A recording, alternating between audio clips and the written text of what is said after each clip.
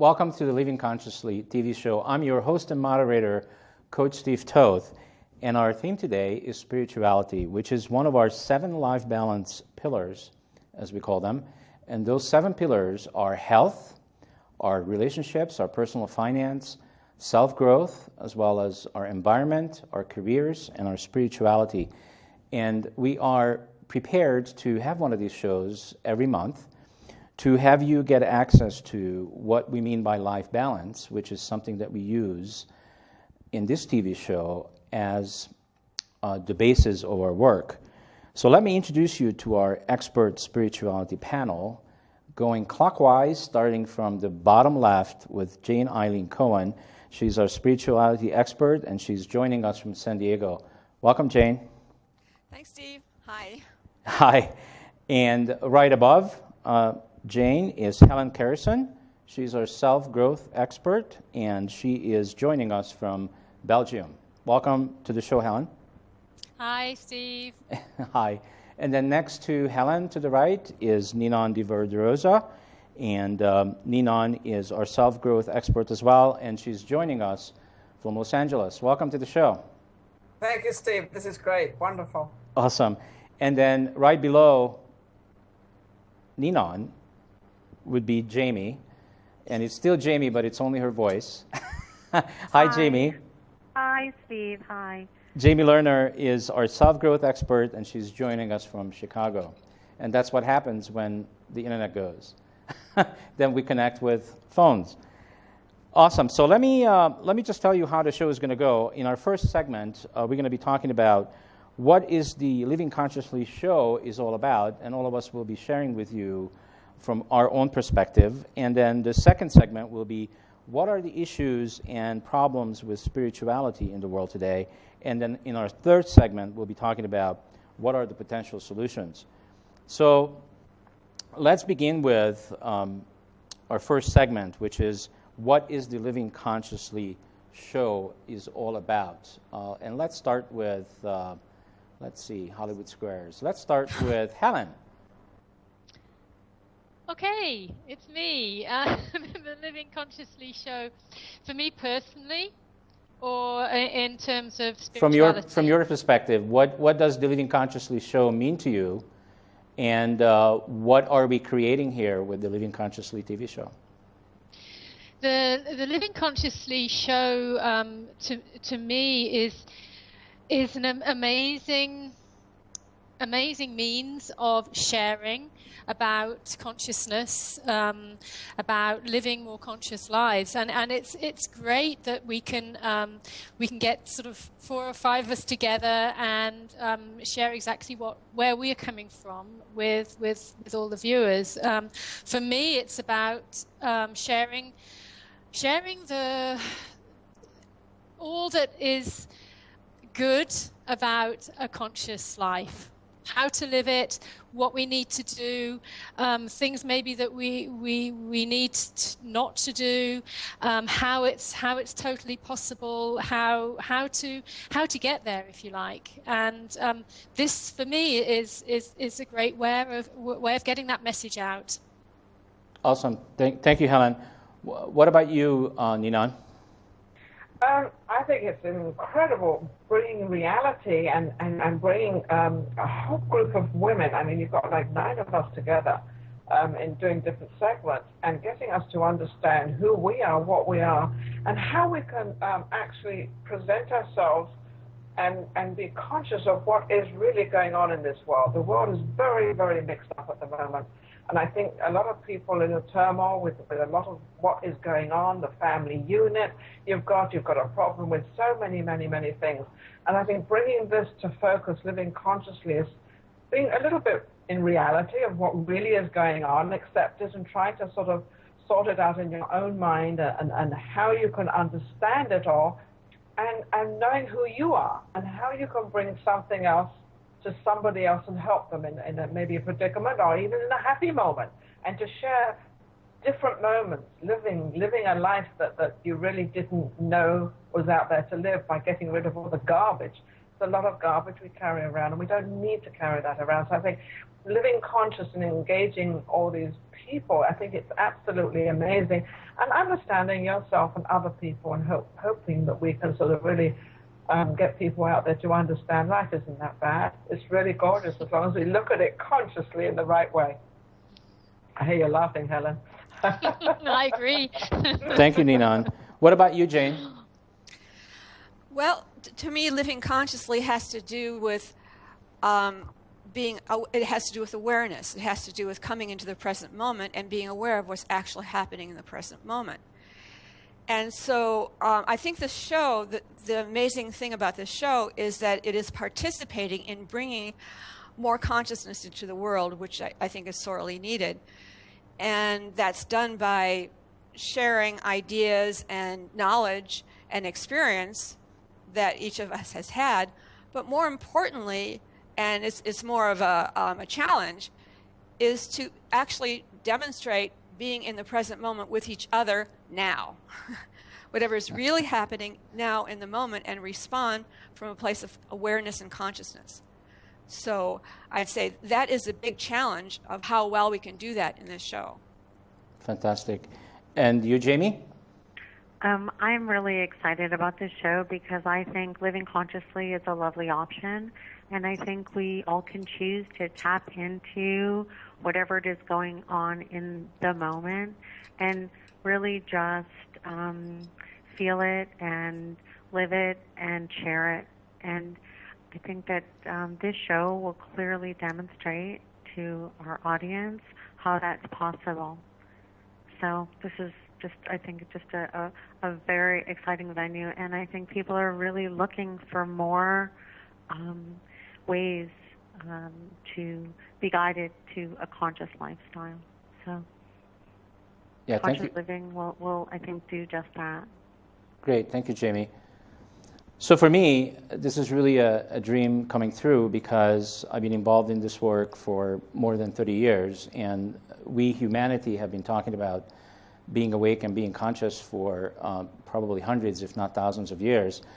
But what we are attempting to do here, which is what differentiates us, I believe, from anything else that have been done before, is that we don't want to just talk about consciousness. We actually are committed to show our viewers how to be conscious, what it looks like, and what it feels like. And the way we accomplish that is that, at least the way I do it, is that I connect with myself.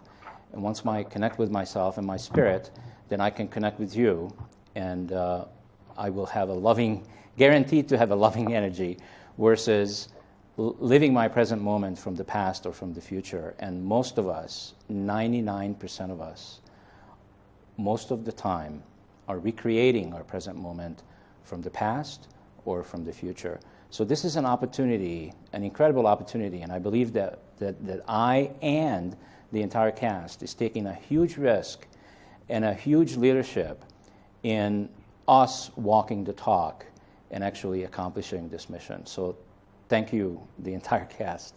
This is an awesome opportunity. That's all I can say.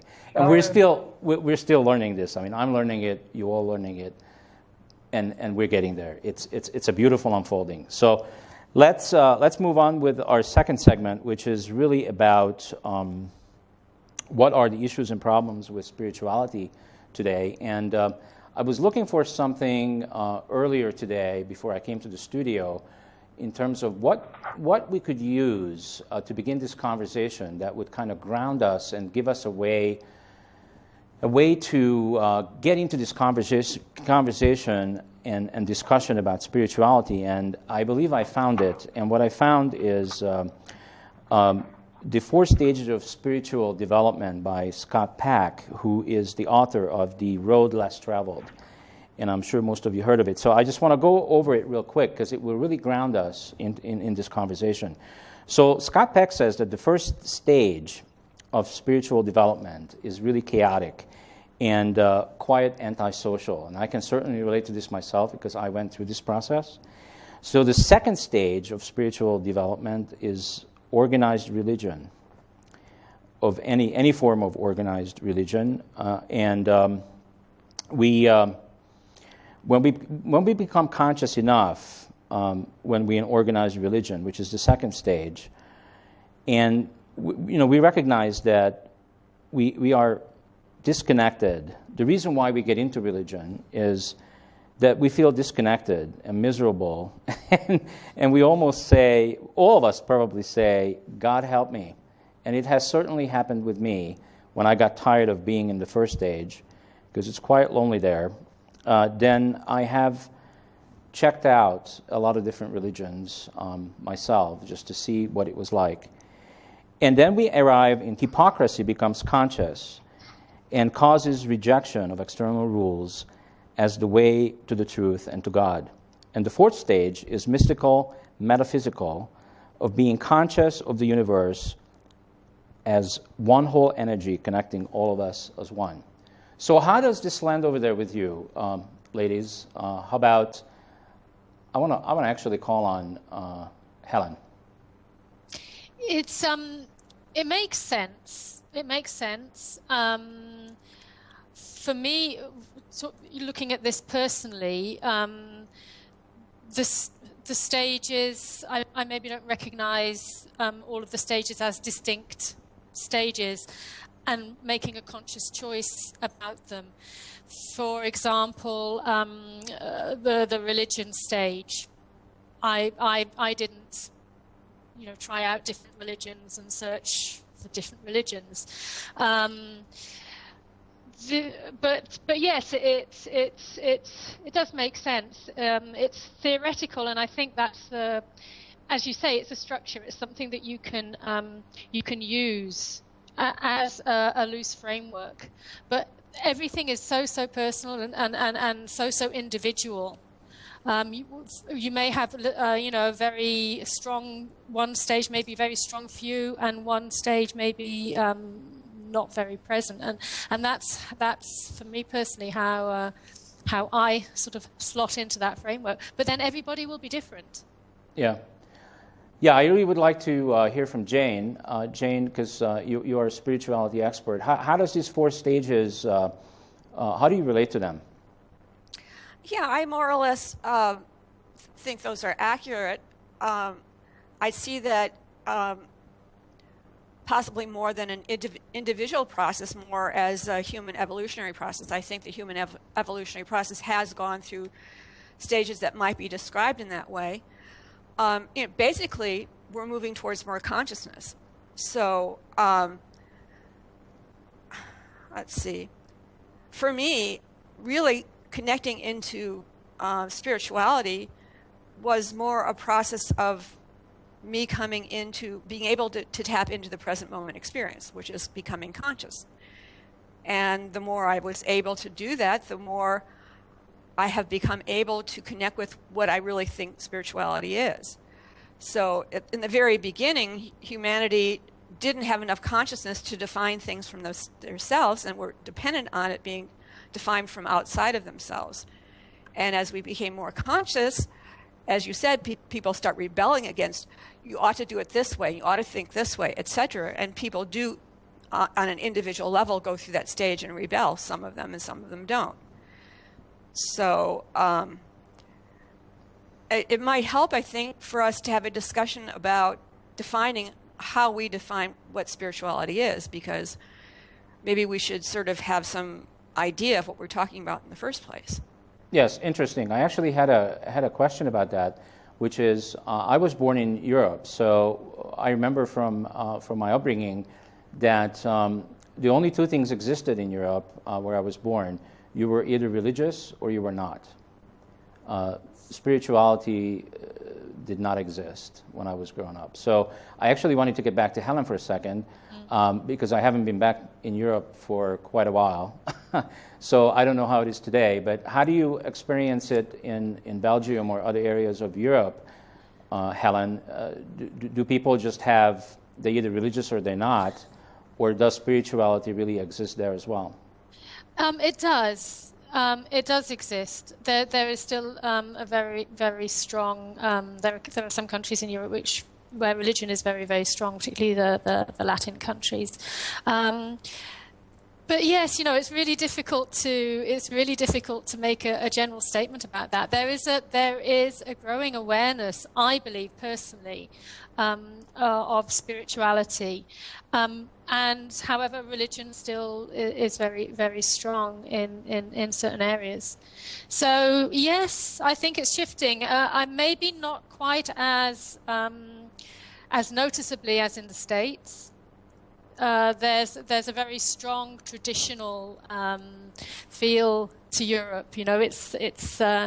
It's old Europe, so it still holds on to that. But there's a shift. There's more awareness. Yeah. Mm-hmm. Well, let's define it from our point of view, just like Jane suggested earlier. So what is it? What is spirituality for you, Helen? And then we'll go around. Spirituality for me. Spirituality is connecting with my spirit. If I had to give a short definition, that's what I'd say. It's connecting with spirit. It's connecting with the higher consciousness. It's having that awareness of that higher self. And I connect with that in various ways. Others will connect in different ways, but in a nutshell, that's what it is for me. It's connecting with that higher consciousness. Great. Ninan? Well, spirituality, it's been this religious thing that's been floating around for years and years and years, and I think in this new decade that we're now actually realizing, and there's a lot of things out there that people are saying that I'm spiritual, but I'm not religious. And I think we're getting that with the younger generation. So how I feel is sort of understanding what is going on out there in the world, understanding how people are feeling, and definitely the new generation and what's going on in this world of all these different wars going on, and people realizing their spirituality and learning who they are and what they are, and realizing that, they do have emotions and they do have self-esteem and they do have all this stuff and they are able to use it. So I think it's understanding themselves, and I'm understanding myself even more and more and more as we go into all these different conversations over the last few weeks, with being conscious of whom we are, what are we doing in this world. And the spirituality is really, it gives you that incredible uplift of sort of wanting to do, and it gives you that lovely feeling of helping other people and noticing what's happening out there. And so it's given me if you want to call it, a high, because it makes you feel really, really good, and it's being aware and being spiritual and understanding life. Jamie, thank you, Ninan. Jamie? Spirituality is the essence of my being, and for me, spirituality is a matter of nurturing my thoughts and feelings, words and actions, as they support my deeply rooted and joy-based belief that all is well.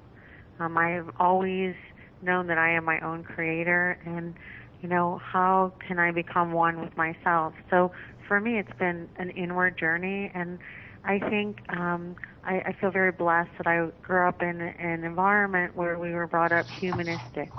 We were humanistic Jews. So the emphasis was always on the culture and the people, and not on necessarily the organized religion. And the identity of the culture and the people was based in, the power and responsibility that we have to shape our own lives independent of a supernatural authority. So I think I have really been able to find and develop and feel comfortable in my sense of being and feeling quite spiritual all the time. And it is a high. It's a very loving and light-filled place to be all the time. So. Very beautiful, Jamie. Yeah. Fantastic. And you, Jane? Yeah, to me, spirituality is the non-physical essence of what is real, of what constitutes reality, and it's created by principles such as life, truth, love, consciousness, intelligence. So in other words, if you get down to any experience, if you get down to the bottom of it, you'll find truth. You'll find what's conscious. If you don't find truth, then it's not reality. It's what I would call a substitute world. So basically, spirituality is what is actually real. It's the underlying infrastructure of everything that is actually real. Got it. Thank you. Well, for me, I personalized, I think, religion and all the different things that I have learned in the last 30-some years, and I made it personal. So I went within, and I no longer need to go to church. I feel when I'm connected to myself, I am in church, and I'm connected to my spirit, and I don't have the need to do the organized version of religion. And interestingly, I also lived more than 10 years in Boulder, Colorado, which is one of the meccas of spirituality. So interestingly, I heard a lot of people say that everything bad lies within religion and everything good can be found in spirituality. So I was going to ask the panel, how do you respond to that? Well, I think that religion is just a way for people to get to spirituality. And I think if you can get there through religion, then it's perfect for you. And that's all it is. Religion is just a vehicle for the connection. That's my personal opinion. Yeah, I think, a lot of people, they feel they have to go to church. I don't know whether it's to be seen or what it is. I do go to church, not every week, but I go. And I go there just for my own spiritual feeling of what I feel I want to go, and I want to pick up what I need to do. And I do it very selfishly, just for myself. I don't do it for any other reason. And I think it's sort of, that is definitely a choice we all have of how we want to feel with spirituality. Which I just stated that spirituality is not a religion. It's not people, the younger generation look at it a little different now, and they're realizing that they don't have to go to church to be spiritual. They can do it on their own and have it on their own. So I think that is definitely a choice of going to church or not going to church, and that should be a thing of your own.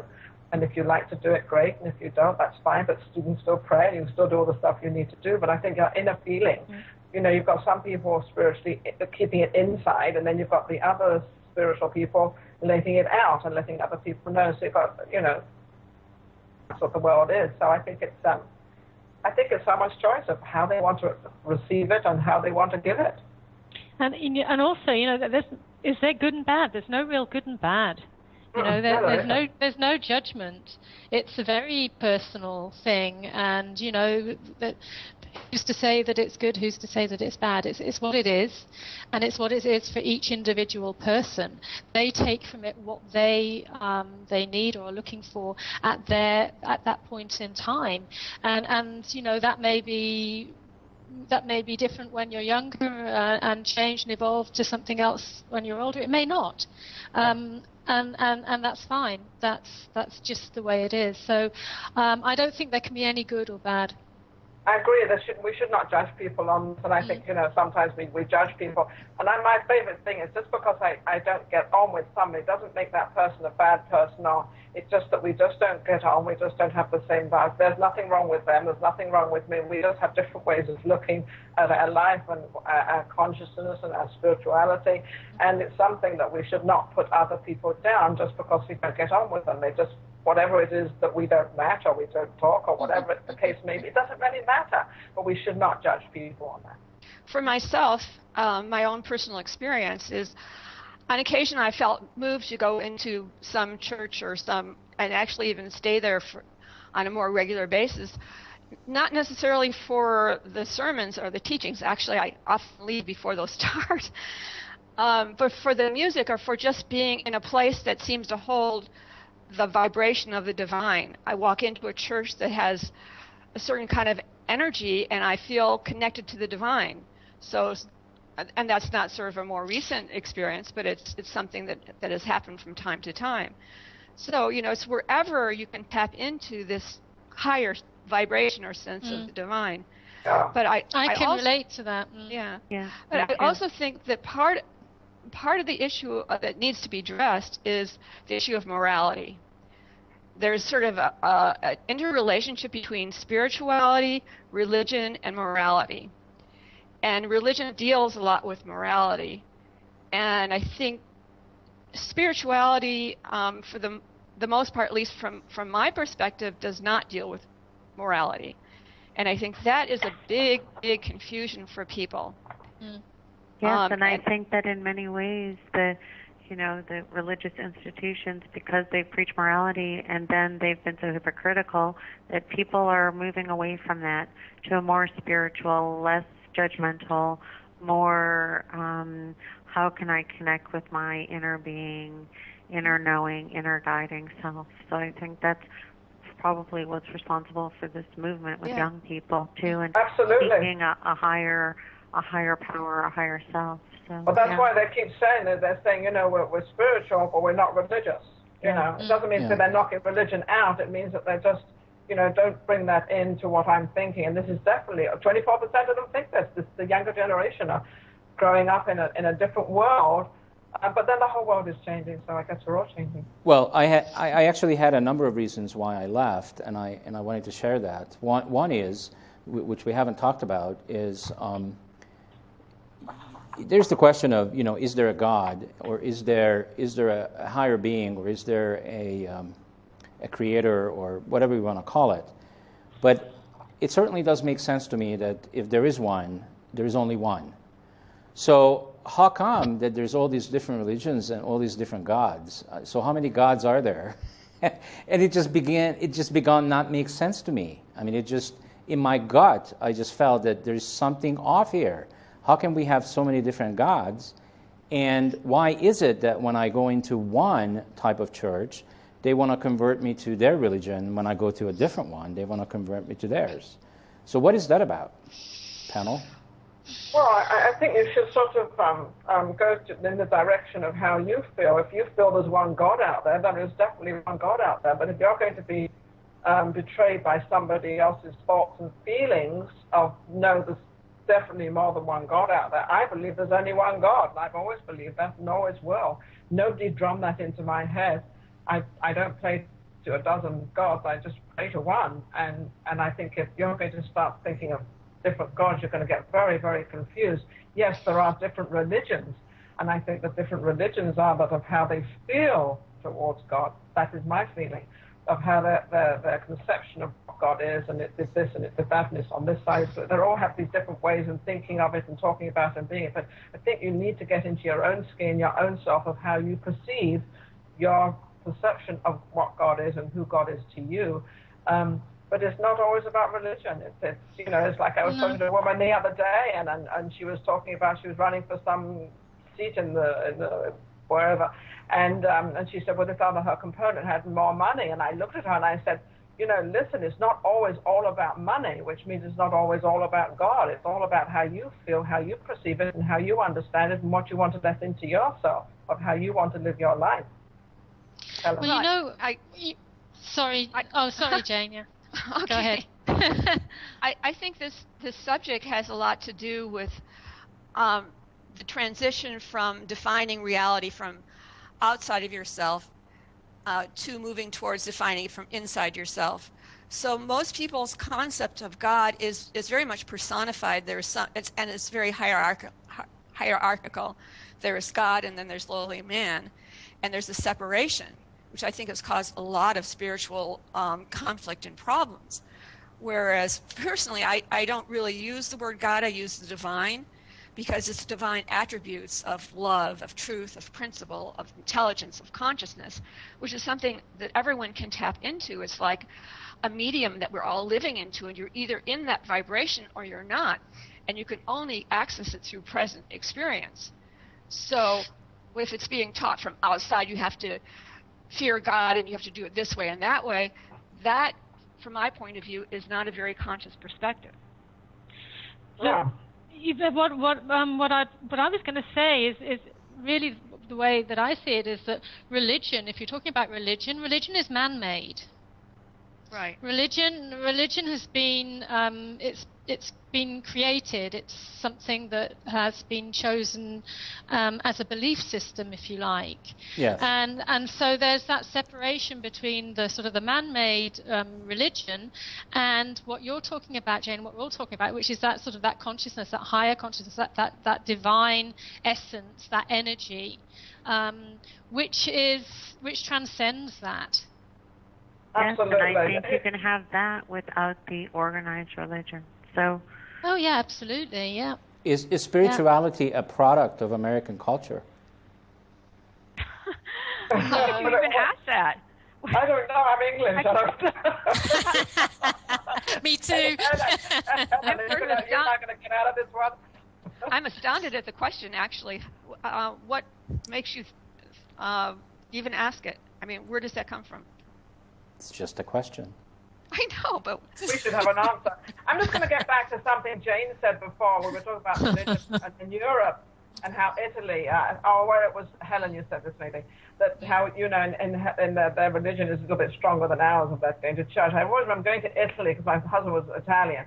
And we used to travel all these little tiny villages, and it's funny, these little tiny churches you go into, and you're right, I'm not going into, I think Jane said this, not going into when it's a service, but just walking in, and we would do that. My girlfriend and I would go in, and the tranquility and the feeling of it without the pressure of all these people and the priest and all this and everything going on, but just walking into that and having that tranquility and recognizing another church in another country and the feeling that comes in, it was so incredible, and so I definitely would say very spiritual. It was absolutely amazing. So there are definitely, I think, in different countries you go into, you can have this different feeling. So I don't think it's any one church. I think it's definitely a very personal thing.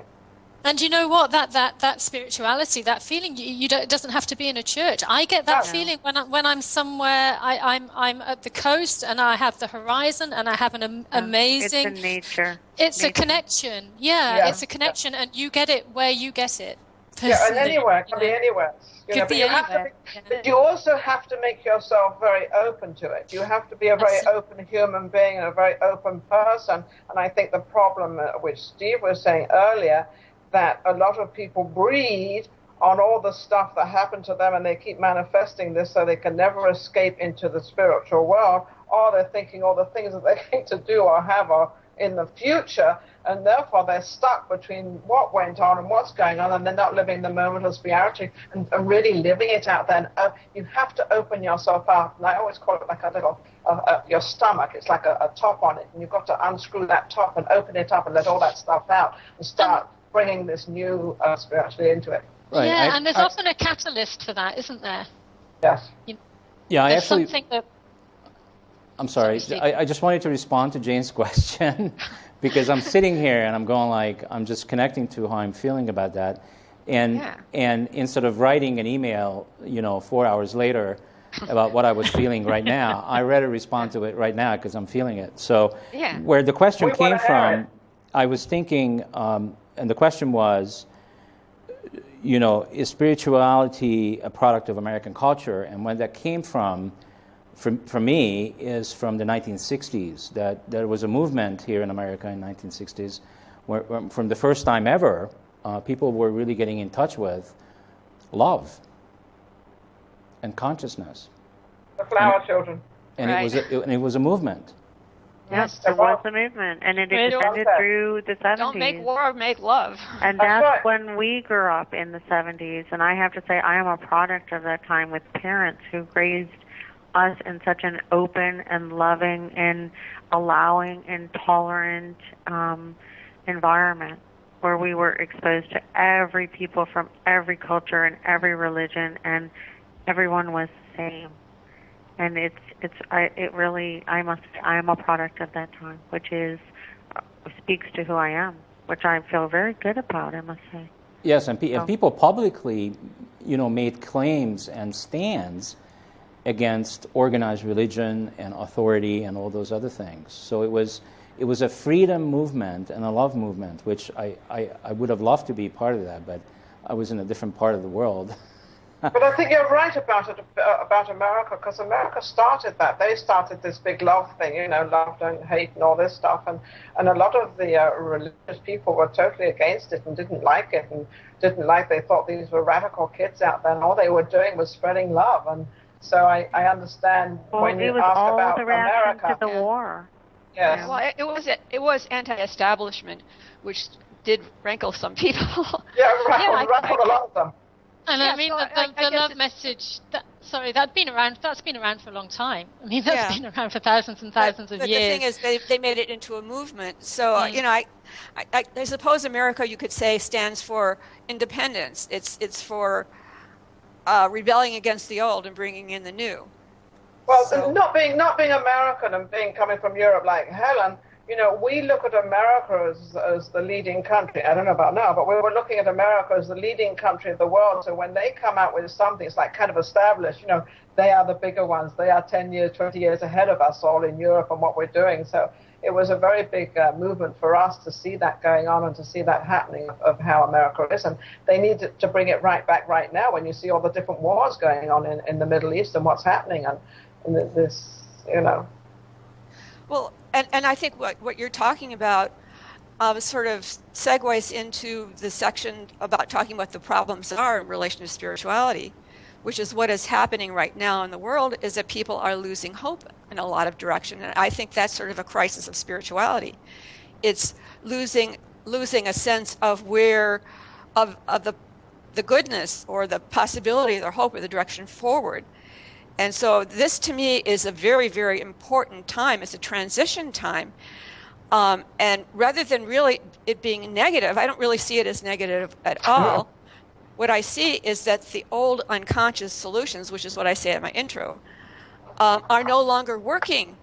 That doesn't mean that's all there is. That doesn't mean there's nothing. That means that there is a more conscious solution. There is another way of looking at things that brings in life that actually does work. It's like we've been hobbling along trying to make things work from old unconscious structures, old ways of looking at marriage or religion or how you advance in the job market or finances. These old things are falling apart because they are based on unconscious principles.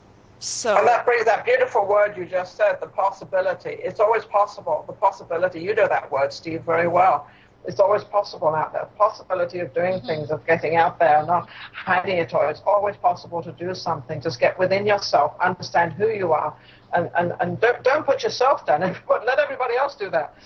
Don't put yourself down. I think this crisis has really launched all those desires. And from where we are now, I really see that people are growing and reaching and wanting a more spiritual and conscious lifestyle. So, I don't really see it as a spiritual crisis for people at all. I almost see it as a rebirth. And absolutely. But sometimes rebirth comes from crisis. Yes, I think that's true. I think that's very true. But I see so much opportunity and possibility and just unbelievable new growth in people and new desires and new ways of recreating themselves and their families and their lifestyles, and just the possibilities are endless. So absolutely, you're absolutely right, Jamie, because you see the young people out there, and I think the young people are definitely making this spirituality movement. I think they're the ones sort of looking at it in a different way and sort of, getting rid of the old and bringing the new in. And that's what they've been given the opportunity, obviously, through the internet, like all of us. We're able to have this conversation because of the internet. But the younger people are the ones that are bringing all this in. And they see visions, they see things, their spirituality is growing. And I think that, and you're right, Jamie, I think they're getting more spiritual, more understanding who they are, and they even know they can speak out more. It's about the communication. It's like you say, Ninon. Now we can just learn so much more. We can communicate. We can share. It's there. That's why this shift is happening so quickly. If in the 1960s the internet and the communications we have now had been available, maybe it would have happened then. Is this a movement, Hon? What we're doing here on the show, and is spirituality and consciousness, do you see it as a movement? Oh, I see it as a movement, 100%.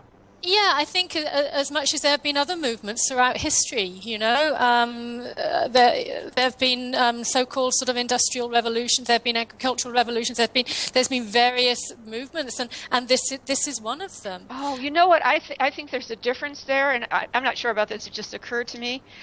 Movement is usually against something and for something else, but bringing in more consciousness is not a rebellion. It's an awakening.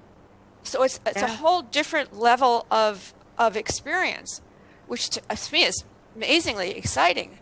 Absolutely. So and that's from an inside out process. Rebellion and movements are against something outside of yourself. This is a blossoming, an opening up.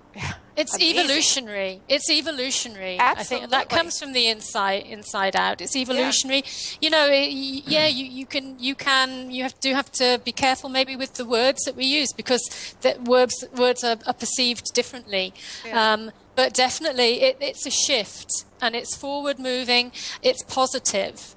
Well, if you see how fast the internet's moving and how fast all these new iPods and all these different gadgets coming out, you see how fast they are moving. That's how fast our younger generation are moving. They're putting this in there. They're moving that fast. So we are moving forward very fast. And I think they're getting very, very, very well connected. And I think, Steve, you bringing this program out, Living Consciously, is one of the greatest things that anybody could ever do, because it's involving other people out there and realizing, I can live consciously, and understanding who they are. So I think this is a great movement. I'll call it a movement. I don't know. You call it a movement, Ninan.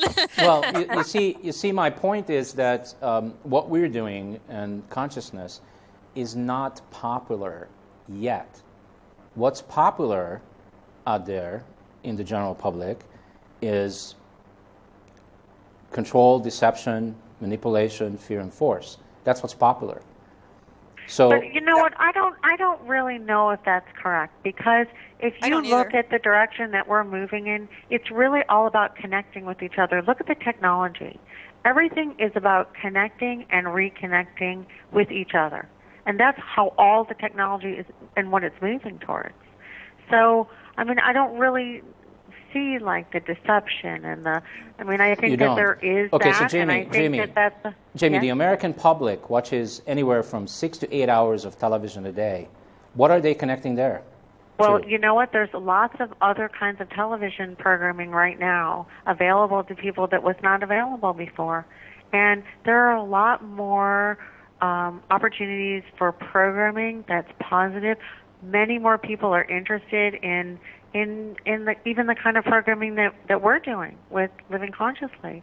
So you see a lot more of that now than ever before. It's very exciting. I think there. Go ahead.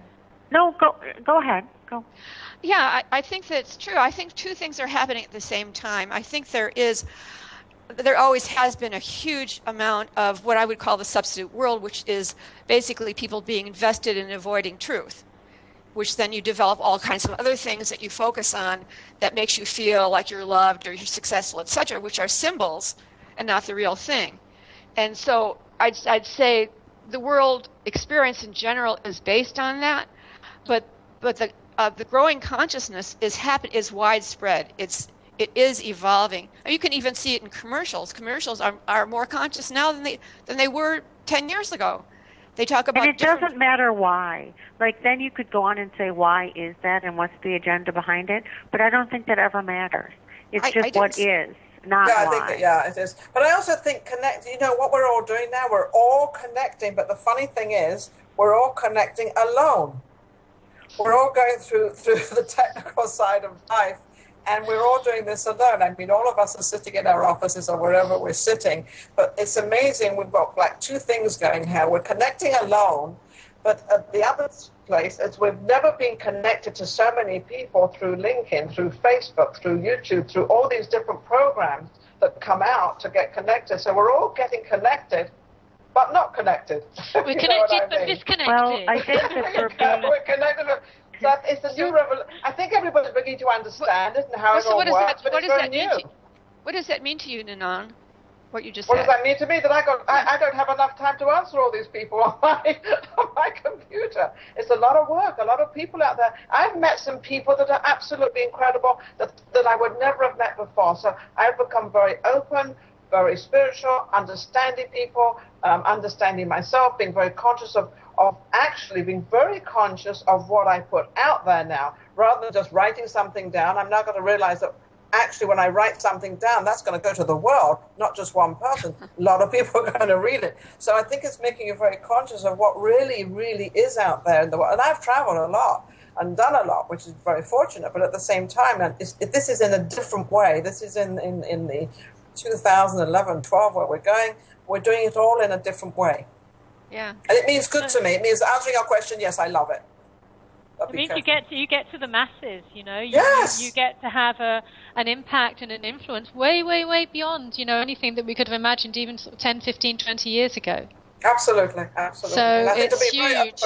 open, And forget about an impact. We get to have a conversation, yes. you know, which is so much more important than the impact. Yeah, Just the well, you have an exchange impact. of ideas and thoughts. I mean, it's just Right. brilliant. We have Yeah, so but many choices now. There's so many choices you can choose. A conversation in itself per se is impact. When we're talking, we are having an impact on each other. You know, it doesn't need to well, be we're a certainly huge having one. conversations for sure. It's it's Good, sharing. bad, right or wrong, whether we like the conversation, whether we agree or There's no disagree. right or wrong. We have to definitely disagree sometimes. But right, Steve? We can't always agree with everybody, and I don't agree with everybody, and Steve knows that very well, that I cut the phone right. Don't agree. Well, to me, right now, the conversation is far more real than the idea that this may be going out into the world in some massive way. Actually, I try to not think of that because then I'm less nervous. But There are all people out there. We're all the same out there. We all came in with one breath, and we're all going to leave with one breath. Yeah, It's what we do in absolutely. between. So Well- what And we I think do, that is you know, so what we can important. give in Nina. between. Yeah, what you're saying is that we are all one. And, you know, and that's it. So we're all connected. Anyway, Yes. we're just sharing that connection now. Of different ideas, and we've got such a credible way to do it now, to meet so many people, so many people, that is, to me, it's amazing. And I think it's being open, being conscious, and spiritual. Yes, and let's acknowledge that what made this possible is the internet, because none of us that are on the show right here and the rest of the cast would have ever met if it wasn't for the internet. True. That's very That's how true. I met you, Steve. I met you through the internet. Well, every one of That's how you we all met me met. that way. Yeah. Yeah. So none And of also this. bringing countries together. You also, we've got Brussels, we've got San Diego, Chicago, Denver. We've got all these different countries and all these different places that we all can connect and not have to fly somewhere and not have to be somewhere, and all sort of in our own comfort zone, which is in our own homes or our office or wherever we're comfortable. So it does give a different perspective as to how we can communicate when you're feeling comfortable and secure in your own means. You can be more open.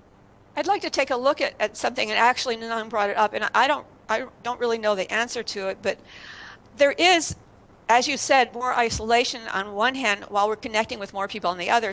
So kids or people can sit in front of their computer all day chatting with hundreds of people, but never have, not necessarily have another human being in physical proximity. The individual, Yeah, and I think that is probably a lack. That's Yeah, we because need that as well. We need that. It's a balance. That's called a balance. We need that you as don't well. you don't exchange the energy, and that's the thing about, you know, Yeah. when you're face to face with somebody, you feel that person's energy, and you have that actual physical energetic connection. Well, let me just say something right now. Are I you feel saying all that your you're not energy. feeling it right now? I'm feeling energy right from all of you. Yes, I'm Is feeling that I what can you're see really you. saying? No, I'm not saying that at all. I'm not saying that we don't feel it. I'm just saying that when you're face to face with somebody physically, you definitely feel it, and you feel it more, and you have a stronger, more intimate connection with that person. Intimate with, you know, not with a capital I, but, you know, you just have that that special connection. And I think there was even, I think it was in the UK, there was research done recently with young kids and how much time they spend on internet and on their various iPods and what have you. And it came out that actually 75% of them, given the choice, preferred to meet each other. They preferred, if they could, to actually have in-person meeting rather than spending all their time on these devices. You're right. Yeah, and even if they're both on their iPhones or iPads or whatever, they're both there, they're connected, even if they're not talking to each other and they're busy texting and doing all that stuff. Yeah, I still think a lot of them. But I do think our vibration transcends over internet, over telephone, over everything. And I do think that even without the human contact, that we are able, with being able to express ourselves vibrationally to one another. Yeah. I mean, I think you do more than most people, Jamie. So, I'm sorry? I said, I think you do more than most people. Your vibrations are very strong. Well, I feel like every day I put out a vibrational message and on Facebook, and I connect with people, and I really feel it's a powerful connection. Yeah. I mean, me putting out there and receiving, and what I'm always saying is feel me, feel you. And that's really what I believe. So. Yeah. Well, you have very strong heart vibrations, so I just wanted to thank you. Give you that feedback. But, I think that there is a lot of avoidance of contact, and people say very significant messages and break up and everything over email.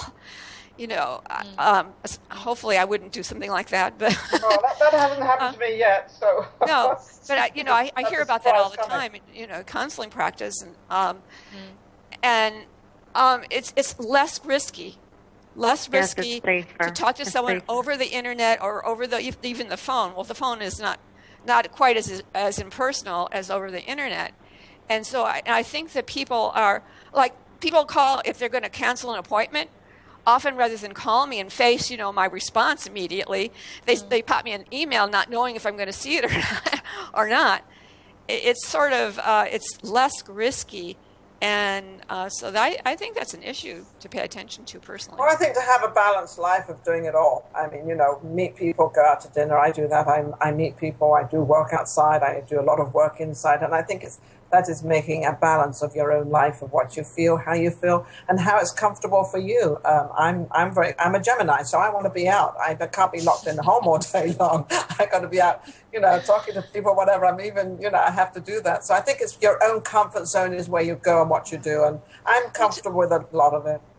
Well, to me, it's not actually a judgmental kind of thing. It seems as though the human evolutionary process goes through different phases.